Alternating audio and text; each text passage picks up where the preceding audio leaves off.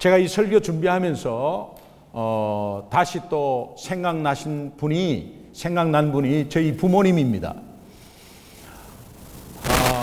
미국에 살면서 이렇게 부모님 가는 마지막 순간을 이렇게 보기가 굉장히 힘듭니다. 그리고 한국에 계셨고 또 같은 미국에 있어도 보기 힘들고 옆 동네에 있어도요 보기가 힘듭니다. 그런데 너무너무 감사하게도 저는 아버지 어머니 마지막 순간을 다 보았습니다. 너무너무 감사한 일이죠. 그런데 바로 옆에 어제까지 간병한 형님은 마지막 순간을 못 봤어요. 누나 마지막 순간 못 봤어요. 그런데 저 혼자 어머니 아버지의 마지막 순간을 보게 되었습니다. 지금도 너무너무 선명하게 기억나는 장면입니다. 마지막에 어머니가 저한테 하시는 말씀입니다. 기동아, 천사가 와서 기다린다. 저는 이 말을 잊지를 못하겠고 천사가 와서 기다린다. 파노라마 같이 지나가는 것은 5년 동안 어머니 전도하려고 그렇게 애를 쓰고 47년을 절에 다니시고 한 집에 종교가 2개 있으면 큰일 온다. 3남 1녀를 내가 부처님 믿으면서 너무 잘 키웠다. 아무 일이 없었다. 그런데 네가 왜 배반해서 이렇게 종교를 바꿔서 내한테 이렇게 못 살게 구냐. 나는 너 때문에 죽겠다. 이 말을 들었을 때 자식으로서 이게 진짜 제대로 내가 하는 것인지 아니면 어머니를 괴롭게 하려고 하는 것은 아닌데 결과적으로 어머니가 괴로워하면 이게 자식의 도리로 할 짓인가. 그러나 순간의 고통은 영원한 행복을 좌우하는데 내가 분명히 천국을 바라보고 분명히 천국이 있다는 것을 확신한다면 예수 믿는 자가 최고로 먼저 이야기해야 될 게 이건데 어머니가 조금 괴롭더라도 하나님 용서해 주십시오. 나 어머니 꼭 예수 믿게 할 겁니다. 하나님 도와주십시오. 그래도요 어머니가 얼마나 완고했는지 모릅니다. 그런데 어느 날 예수 믿고 하나님의 때가 되어서 5년이 지났을 때 전도한 지 5년이 지났을 때 예수 믿고 10년 신앙생활 하다가 마지막 가는 이 순간에 기동아 천사가 와서 기다린다. 이 말 들으려고 그 한마디 이때를 위함이 아니뇨. 어머니 소천하고 나서 장례식을 다 치렀습니다. 그리고 제가 교회를 하지 않을 때예요. 그래서 아버지 혼자 되셔서 아버지와 시간을 좀 가져야 되겠다. 2001년도에 미국에 올 때 너가 이제 미국 가면 언제 오노? 아버지 제가 1년에 한 번씩은 꼭 나오고 일주일에 한 번씩은 꼭 안부 전화할게요. 한 2달은 안부 전화했습니다. 그런데 그 뒤로는 이 핑계 저 핑계 특별히 많이 핑계된 거 시차 때문이에요. 그래서 아버지 제가 전화 잘 못 드려요. 죄송해요. 시차 때문에요. 이러고 나중에는 1달 2달 뒤로 자꾸 미루고 이렇게 하다 보니까 너가 이제 미국에 가면 뭐 이제 끝이네. 내가 죽으면 오겠네. 이런 말을 하셨어요. 그래서 그 말이 생각이 나서 이제 제가 특별히 시간을 내어 가지고 아버지와 함께 한 달을 같이 있게 되었습니다. 언제 88세, 89세니까 언제 어떻게 될지 모르고 늘 어머니 이렇게 시중을 늘 받으시다가 혼자 계시니까 제가 아버지를 좀 힘 닿는 데까지 내가 시간 될 때까지는 함께 좀 지내야 되겠다 싶어서 이제 부산에 내려가서 함께 있었습니다. 이런저런 이야기 너무 많이 했습니다. 많이 하고 이제 그런 가운데서 새벽에 자는데 아버지가 새벽 2시에 저를 깨워요. 기동아, 내가 지금 선명하게 봤는데 니도 봤나 모르겠다. 아버지 무슨 일이십니까? 엄마가 왔다 갔다는 거예요. 그래서 그게 무슨 말인데요 하니까 너무너무 예쁜 처자가 내 자고 있는데 문 앞에 확 들어와 가지고 얼마나 밝은지 눈을 못 뜨겠는데, 그런데 그 얼굴 그 얼굴 여자 얼굴만 보이더라요. 너무 예쁘더래요. 그런데 그 뒤에 어머니가 서가지고 이렇게 빙긋이 웃고 있더래. 너무 선명해서 벌떡 일어났는데 없어졌다는 거예요. 그러면서 혹시 네 방에 왔나 싶어서 그렇게 와봤다는 겁니다. 아버지, 어머니가 너무 생각나셔가지고 아마 이렇게 꿈에 보이신 것 같고, 그런데 어머니는 천국에 잘, 말씀 들어보니까 천국에 잘 계시네요. 그러니까 아버지가 하시는 말, 나 엄마한테 갈란다. 아버지, 어머니는 천국에 계신데 천국에는 아무나 가는 곳이 아닌데요. 아버지, 어머니 만나려고 천국 가려면 어떻게 해야 됩니까? 저한테 하시는 말, 나 예수밖에 없다. 아버지 입에서 그 말이 나오리라고는 상상을 못했어요. 나 예수밖에 없다. 아버지, 예수 믿고 천국 가는 거 확신합니까? 확신한다. 나 예수밖에 없다. 그래서 나 엄마한테 갈란다. 평소에 그렇게 싸우시더니 엄마한테 갈란다. 그러고 나서 아버지 피곤하신데 주무세요. 그리고 이제 들어가서 그날 아침 새벽 6시부터 의식이 없어요. 아무 아픈 데도 없어요. 그래가지고 응급실로 옮기고 그 다음날 소천하셨습니다.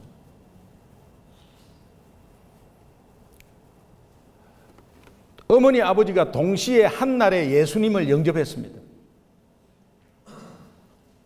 근데 그 영접한 그 뒤부터 10년 동안 주일을 빠진 적이 없었고, 또 새벽에 늘 어머니는 새벽 기도를 나오셨고, 47년 절에 다니시니 어머니 친구들이 얼마나 많았겠어요. 그런데 어머니 친구 18명을 전도하셨고, 그런 가운데 마지막에 두 분이 하시는 말, 천사가 와서 기다린다. 나 예수밖에 없다. 이때를 위함이 아니뇨. 내가 5년 동안 어머니 아버지 그렇게 전도해도 남는 것은, 이 두 분에게 남는 것은 예수밖에 없구나. 그렇다면 오늘 우리 모두는 마지막 때가 있을 거라고, 우리 모두는 마지막 때가 있을 거라고, 마지막 때에 내가 아끼던, 아니 열심히 했던 일, 명예, 성공, 큰 집, 좋은 차 못 가져가죠. 못 가져가죠. 너무너무 사랑하는 가족 절대 따라올 수 없죠.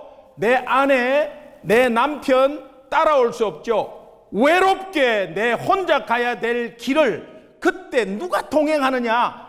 그때 우리 마지막 순간에 나는 예수밖에 없다. 나는 예수밖에 없다. 이 고백이 여러분 인생의 고백되기를 주님의 이름으로 축원합니다. 이것은 내 삶에 적용이 돼야 돼. 내 삶에 적용이 돼야 돼. 지금 아무리 여러분이 하고 있는 일이 중요하지 않다가 아니에요. 그러나 너무 그것을 향해서 달려가다 보면 모든 인생이 웨이스트 타임이에요. 그런데 지금 여러 가지 하는 일이 중요하지만 내 삶에, 내 생활에, 내 가슴에 새겨져 있는 선명한 것은 예수가 남아야 되는 거예요. 예수밖에 없다는 고백이 있어야 되는 거예요. 어떠한 나이에 관계없어요. 스펙에 관계없어요. 학벌에 관계없습니다. 마지막 순간을 맞이할 때 우리가 예수밖에 없다고 고백할 때 그 마지막 순간에 갑자기 이런 고백이 나올 수 있습니까? 없습니다. 두렵고 불안해요. 그런데 내가 예수 믿고 난 이 이후부터 평상시에 나는 예수밖에 없습니다. 오직 예수입니다. 예수만 남았습니다. 모든 것은 다 필요 없습니다. 예수만이 오직 나의 살 길이요, 오직 내 삶의 생명줄입니다. 고백했을 때, 마지막 순간을 맞이했을 때 이 소리가 자연스럽게 나오는 겁니다.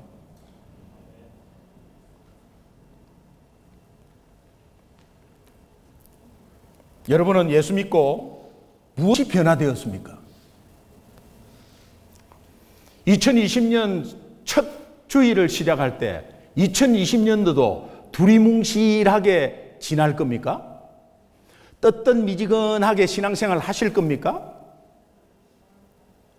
하나님이 2020년을 우리에게 선물로 주셨습니다. 너무너무 소중한 시간을 주셨습니다. 그렇다면 이제는 뜨뜻미지근하게 두리뭉실하게, 아니 내 마음 내 할 대로 다 해놓고 나는 예수 믿는다고 고백하면서 내 멋대로 내 생각대로 내 편한 대로 다 해놓고 그러면서 합리화시키고 핑계대면서 슬슬슬 눈치 보면서 그렇게 1년 또 지낼 겁니까? 그러면 안 되죠.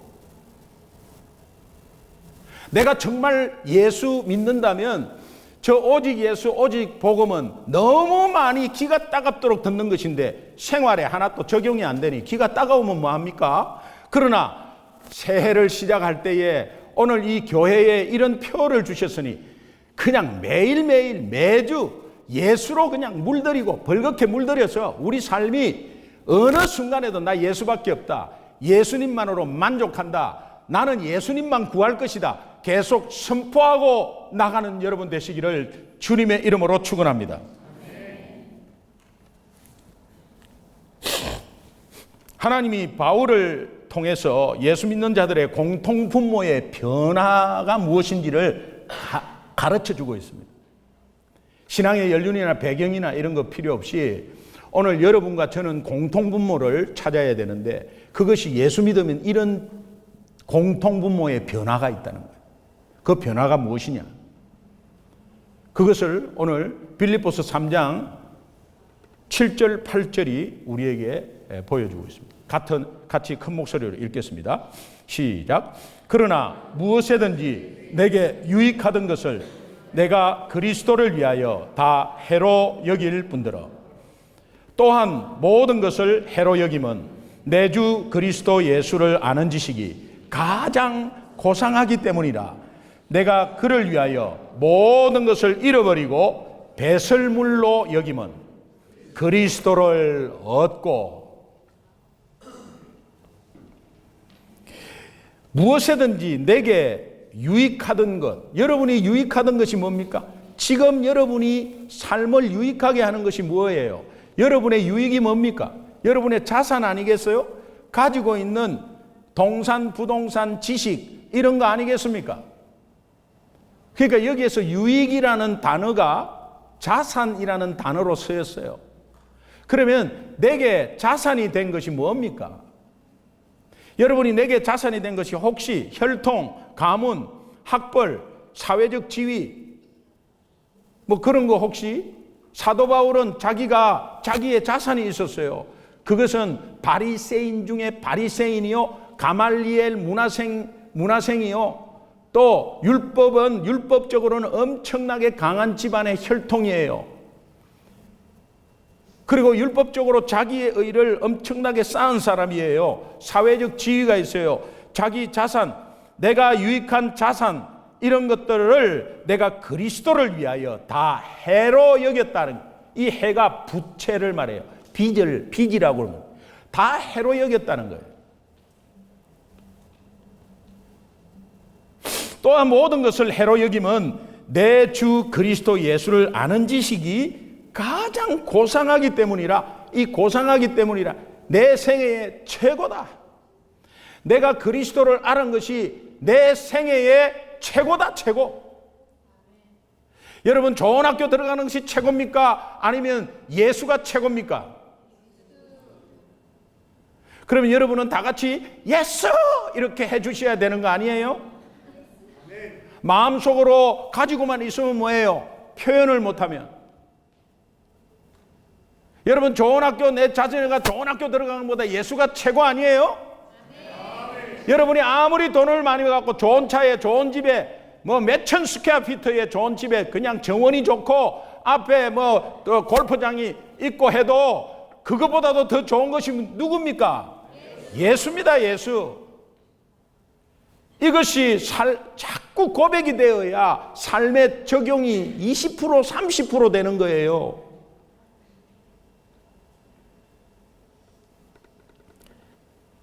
이것은 예수 믿는 자의 공통분모의 변화래요. 그런데 내가 공통분모마저 속해져 있지 않다면 예수 믿는 것이 다시 생각해 봐야 돼요. 예수 믿으면 당신이나 저나 다른 사람이나 예수 믿으면 다 이렇게 변한대요. 예수가 최고로 변한대요.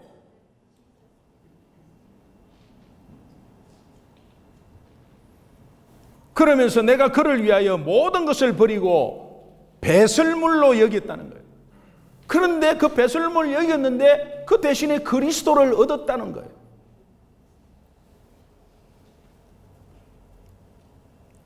비움이라는 것은, 내가 내려놓고 비움이라는 것은 곧 채움이라는 뜻입니다. 그리스도를 얻는 것은 다 얻은 것입니다. 농부가 어느 밭에 들어가서 일을 하다가 땅 속에서 보화를 발견했습니다. 너무 흥분했습니다. 그리고 그것을 다시 그 자리에 묻었습니다. 집에 와서 그 소중한 것들, 가지고 있는 소중히 여긴 것들을 다 팔아버렸어요. 팔아가지고 그것을 모아가지고 그 밭을 샀습니다. 그 보화 때문에 그 밭을 다 사버렸어요. 천국의 비유가 이런 것입니다.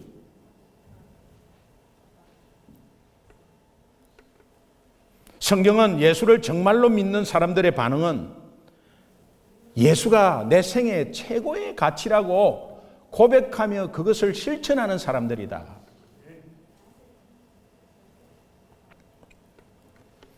조지 베벌리 쉐어라는 사람은 목사의 아들로 태어났습니다. 그는 굉장히 유명한 천재 음악가였습니다. 그 천재 음악가에 집에 어머니하고 같이 있을 때는 찬양도 부르고 그렇게 교회 예배 때마다 특송도 하고 그랬어요. 그런데 대학을 졸업하면서 갑자기 뜨기 시작했어요. 방송에. 그러니까 굉장히 유명한 사람이 되어버렸습니다. 유명한 사람이 되니까 자기의 개인 스케줄이 아니라 이제는 프로덕션에 속해져 가지고 매니저가 있고 그런 가운데 이 회사에 의해서 자기 몸이 움직여졌습니다. 그러니 주의를 지킬 수가 없었습니다.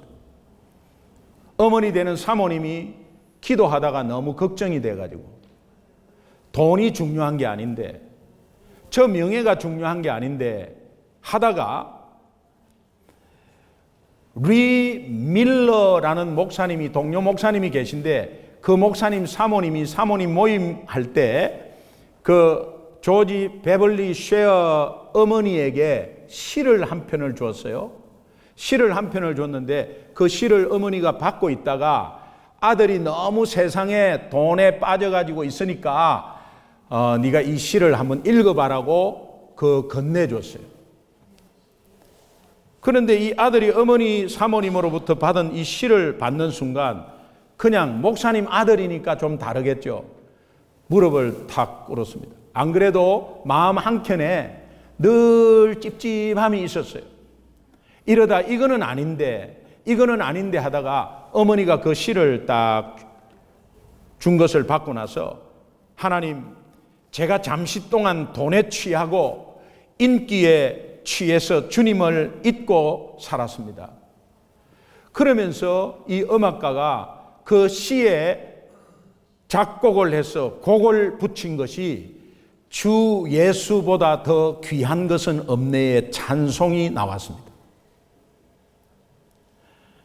이분은 1947년부터 빌리그레암 전도대의 찬양 가수로 전적으로 헌신했고 그 뒤로 세상 음악 딱 다 끊었습니다. 그렇게 잘 나가는 극도의 최고의 인기에 누리고 있을 그때에 모든 것을 다 내려놨습니다. 이것은 바보 아닌 이상은 그렇게 할 수가 없는데 그러나 어떤 가치보다도 가장 고상한 게 예수 그리스도라는 것을 또 그분이 아니에요. 사도 바울이 아니에요. 똑같은 예수 믿고 있는 우리는 그런 변화의 모습들이 다 때려치고 다른 것 다 접어버리고 오직 하라, 그런 의미가 아닙니다. 내가 가장 중요한 것이 무엇인지를 알고 거기에 영원한 것에 투자하는 것이 하나님 나라 백성의 도리이고 또 그것에 변화된 삶이다. 그분이 소천하기 2년 전 104세까지 살았습니다. 102세 때 전 세계 음악인을 대상으로 최고의 리워드를 주었는데 그 음악상을 받는 자리에서 그 할아버지가 나와가지고 소감을 하는 자리에 너무 유명한 한마디를 했습니다. 소감을 하는 자리에 그 3,000명의 음악가들이 다 모여있는 장소에서 그는 수상 소감을 마이크에 대고 이렇게 했습니다. 하나님께 영광 돌리고 누구누구에게, 내 아내에게, 뭐에게 이렇게 말하지 않았습니다. 소감을 하면은 어느 감독 감사하고 내 같은 동료들 감사하고 우리 가족 감사하고 뭐 쭉 이야기하잖아요. 그런데 최고의 상을 받고 나서 그 앞에서 이렇게 말하고 내려갔습니다. 주 예수보다 더 귀한 것은 없습니다. That's it.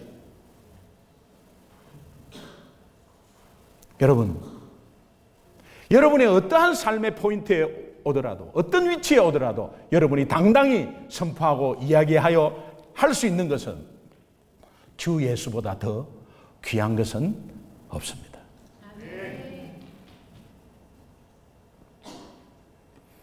주 예수보다 더 귀한 것은 없네. 이 세상 부귀와 바꿀 수 없네. 영죽을 내 대신 돌아가신 그 놀라운 사랑 잊지 못해. 세상 즐거움 다 버리고 세상 자랑 다 버렸네. 주 예수보다 더 귀한 것은 없네. 예수밖에는 없네. 저는 이 찬양 부르면서 설교 준비하면서 이 찬양을 얼마나 많이 불렀겠어요. 제가 생각해도 한 10번은 부른 것 같아요. 찬양 부르다가 이런 생각이 났어요. 내 스스로에게 질문하는 거지. 김기동, 너는 주 예수보다 더 귀한 것이 뭐냐? 없냐? 제가 단호히 없습니다. 없다. 라고 대답했습니다. 대답한 그 대답에 가슴에 뜨거움이 없었어요. 왜 그러지? 내가 예수보다도 내 목회가 더 중요했나? 예수보다도 선교사 재충전 수련회가 더 중요했나? 예수보다도 성도 한 분 한 분이 더 소중했나? 예수보다도 내 건강이 더 중요했나? 여러 가지 생각이 막 나기 시작했어요. 그러나 어느 것인지는 정확하게는 못 집었어요. 그런데 내 가슴에 뜨거움이 없는 것은 분명히 이것은 식어져 있었다. 더 주 예수보다 더 귀한 것이 분명히 내 속에 있다.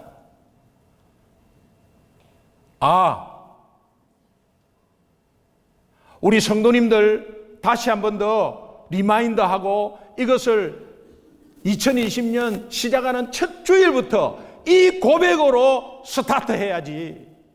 다 머리로는 다 생각하고 있지만 생활 속에는 단 하루도 그렇게 고백하지 못하고 단 하루도 내가 액티비티가 중요하고 공부가 더 중요하고 수학이 더 중요하고 내 남편, 내 아내, 내 가족 예수보다 더 귀한 것이 얼마나 내 눈에 실질적으로 맞는가?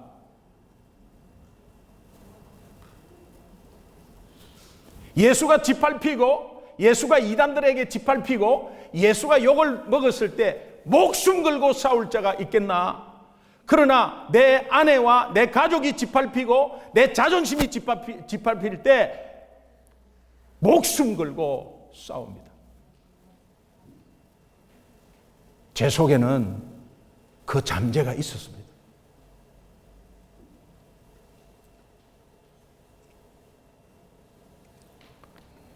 제가 예수 처음 만날 때 이 찬송 너무 많이 불렀어요. 어디를 가든지 무엇을 하더라도 누구를 만나더라도 그냥 예수 전하는 것에 급급했습니다. 예수가 다니까. 저 사람이 꼭 필요한 것은 돈보다 예수니까. 보험 아줌마가 사탕을 나눠줘요. 그러면 제가 사장으로서 아주머니 여기는 그렇게 나눠주는 게 아닙니다. 쉬는 시간에 오시든지 지금 오지 마세요. 이렇게 해줘야 돼요. 그런데 보험 아줌마가 이렇게 와갖고 사탕 놓으면서 자기 보험 팜플렛을 놓고 가요. 아주머니 잠깐 이리로 오세요.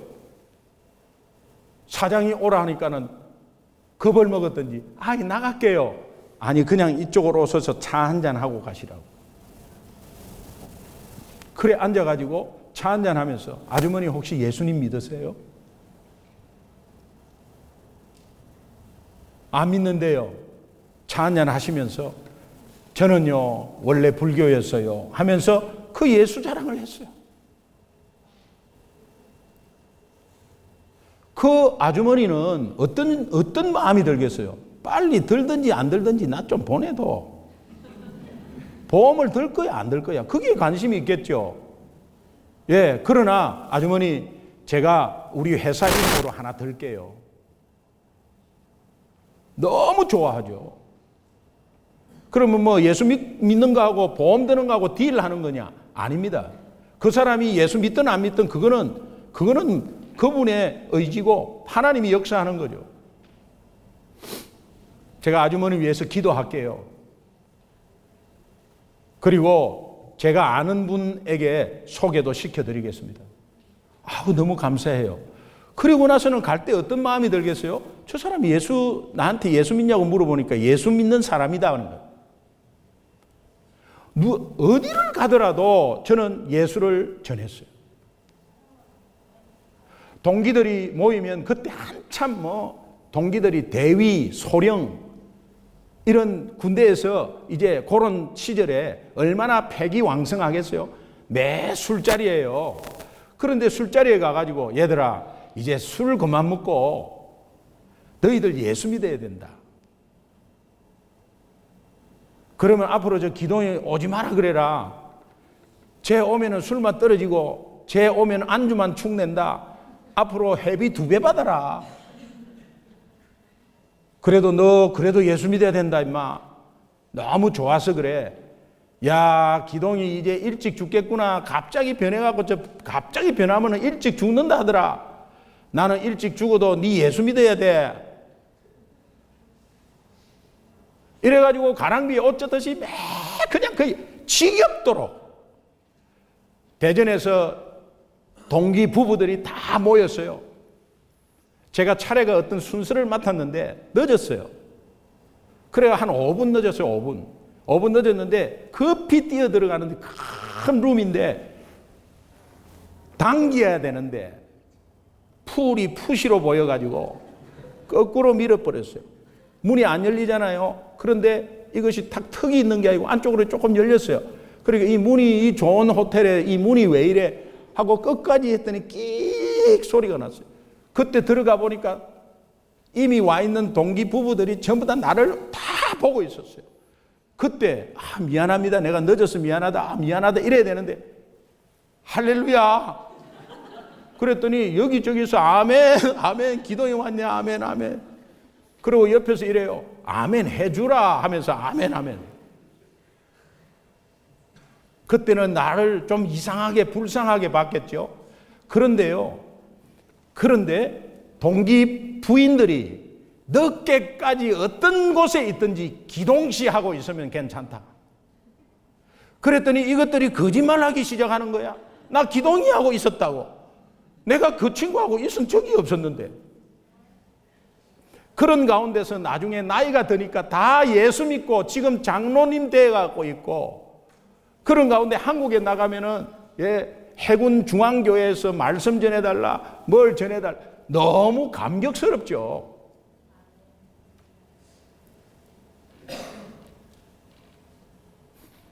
예수보다 더 귀한 것이 없다는 이 간절한 열망으로 2020년 교회 표어를 오직 예수, 오직 복음으로 정했습니다.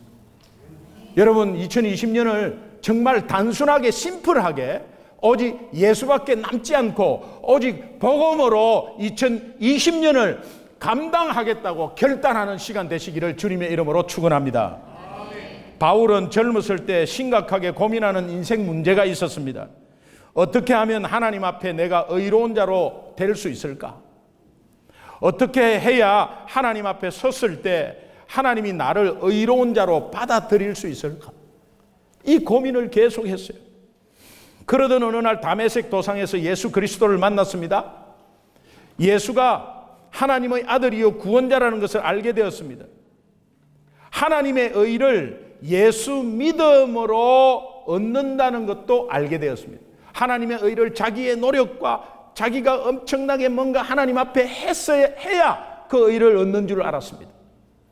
그러나 단지 예수 믿음으로 얻음을 알게 되었고, 그리고 자신의 의를 이렇게 고백합니다. 9절에 보니까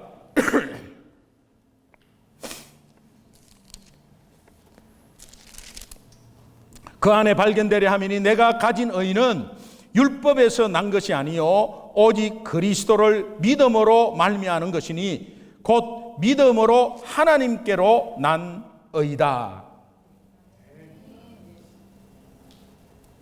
그리고 고린도후서 5장 21절에 보니까 바울은 이렇게 고백합니다. 하나님이 죄를 알지도 못하신 이 예수님이죠. 예수님을 우리를 대신하여 죄로 삼으신 것은 우리로 하여금 그 안에서 하나님의 의가 되게 하려 함이라. 하나님의 의는 하나님의 의의 수준을 말해요. He is a divine level. 하나님의 의의 수준이 되게 하려 합니다. 예수님이 죄 덩어리로, 죄 없는 예수님이 죄 덩어리로 해서 죄의 형벌을 내렸습니다. 내가 받아야 될 것을 대신 형벌을 내렸습니다. 그분을 믿음으로 인해서 나는 완전한 하나님의 수준에 도달할 수 없습니다. 그런데 하나님께서 보기에 예수 죄 덩어리를 내가 너 대신 다 해결했으니 예수 믿는 우리에게 하나님의 의의 수준으로 쳐주시는 겁니다. 그래서 이것을 은혜라고 그러고, 우리는 하나님의 수준이 안 됩니다. 그런데 하나님이 의인으로 쳐주시는 거예요. 그래서 이 땅에서 아무것도 모르다가 이 의인으로 쳐주시는 것 때문에 하나님 앞에 서니까 구원이라는 선물을 받았어요. 천국에 들어가는 입성하는 문이 열립니다. 그러니까 이 땅에서는 전혀 느낄 수 없지만 오늘 이 땅에서 하나님의 자녀로서 내가 하나님의 의의 수준이 됐다는 것에 선포하고 적용하면 오직 예수만 남을 것입니다.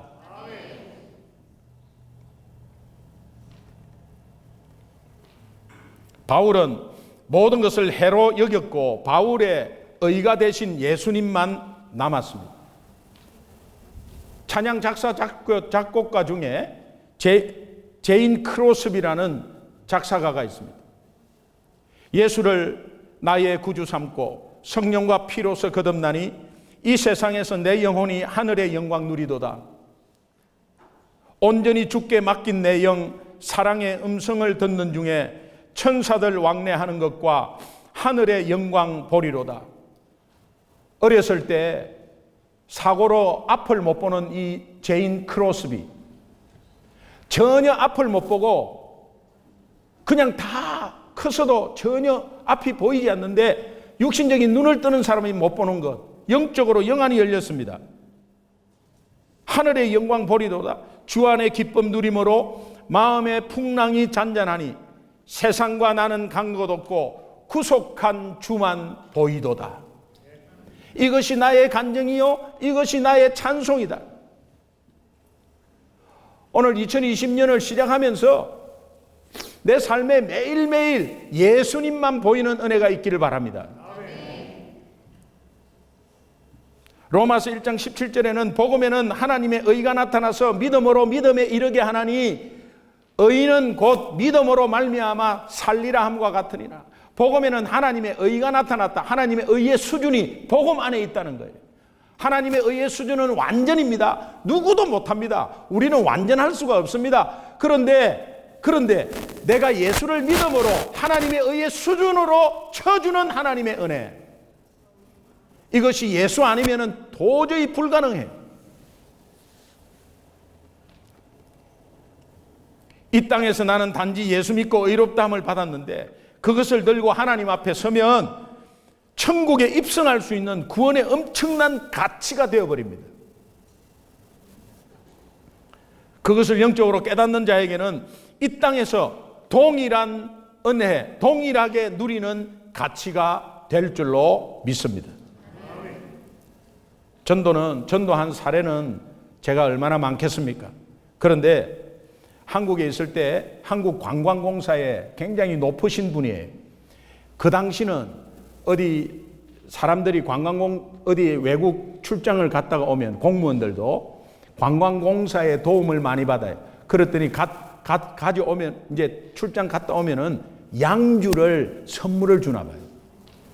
근데 그 집에 양주가 100몇십 병이 있는데 한 10m 되는 진열장에 6층으로 해가지고 6단계로 해가지고 진열장에 양주만 꽉 차 있어요.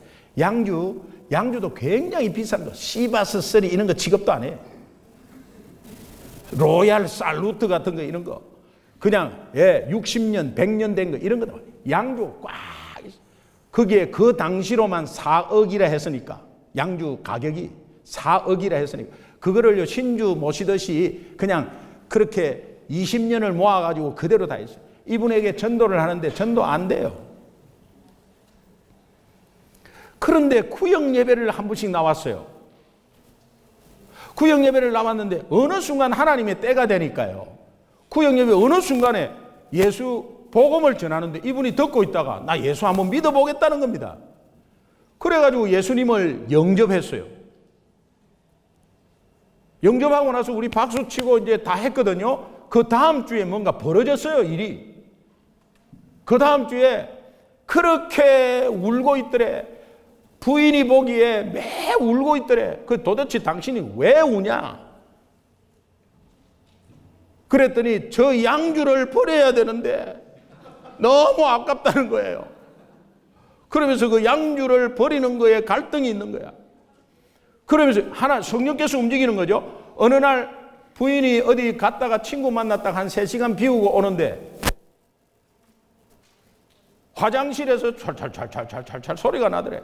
거기 보니까는 화장실에서 양주를 따가지고 부면서 양주야 너 마지막이다 잘 가라 하면서 그 비싼 양주를 그냥 다 쏟고 있더래요. 실제로 그 집에 다음 주에 갔는데 빈 양주가 그냥 뒤에 꽉 너무 아까운 고급 양주가 다 비어버렸어요. 그때 우리 여자 집사님들 뭐라고 했는 줄 압니까? 이거 내한테 줘가지고 음식할 때 맛을 내야 되는데 뭐 이런 소리 하더라고. 배설물로 여겨야 되는데. 하나님이 주시는 가치대로 사는 결단이에요. 복음을 전하다가 3번이나 감옥에 걸려서 18년 동안을 감옥살이한 존 번연이라는 사람이 있습니다. 18년 감옥살이 했기 때문에 철로 역정이라는 어마어마한 책을 냈어요. 그는 18년 감옥살이 안 하면 이 책이 안 나왔어요. 그 책 속에 핵심이 있습니다. 우리가 어디에 있든지 무엇을 하든지 우리의 의를 부족하다고 하나님께서 말씀하지 않으신다. 왜냐하면 우리의 의는 바로 하나님 앞에 계시는 예수 그리스도이기 때문이다. 결론의 말씀 오늘 12절입니다. 12절 함께 크게 읽겠습니다. 같이 읽습니다. 시작. 내가 이미 얻었다 함도 아니요 온전히 이루었다 함도 아니라 오직 내가 그리스도 예수께 잡힌 바 된 그것을 잡으려고 달려가노라. 여러분 마지막에 왔을 때 내가 뭘 이루었다고 뭔 상을 탔다고 그거 다 소용없고요.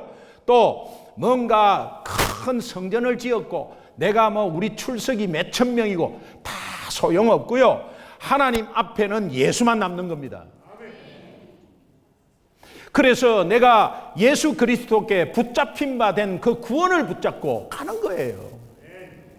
여러분 우리가 오늘 작은 교회든 큰 교회든 아니 신앙생활 몇 년 됐든 어떤 봉사를 했든 학생이든 어른이든 관계없이 내 속에 뭔가 내가 이미 얻었다 함도 아니요, 온전히 이루었다 함도 아니요. 내가 회사를 이렇게 키웠다, 그 키워가지고 이 땅 떠나 다 없습니다. 그러나 중요한 것은 내가 그리스도께 잡힌 바 된 구원 붙잡고 가는 것이 우리의 사명인 줄 믿습니다. 예수가 하나님의 아들이요 구원자 되심을 믿는다면, 예수의 의가 우리의 의가 됨을 믿는다면, 오늘 우리는 주 예수보다 더 귀한 것은 없다. 나 예수밖에 없습니다. 매일매일 고백하고, 하루 시작할 때 고백하고, 마칠 때 고백하고, 매 주말에 고백하고, 주일날 예배 드리면서 고백하고, 그럴 때에 2020년은 하나님께서 주시는 오직 예수, 오직 복음으로 가득 차 넘칠 줄 믿습니다. 기도하겠습니다.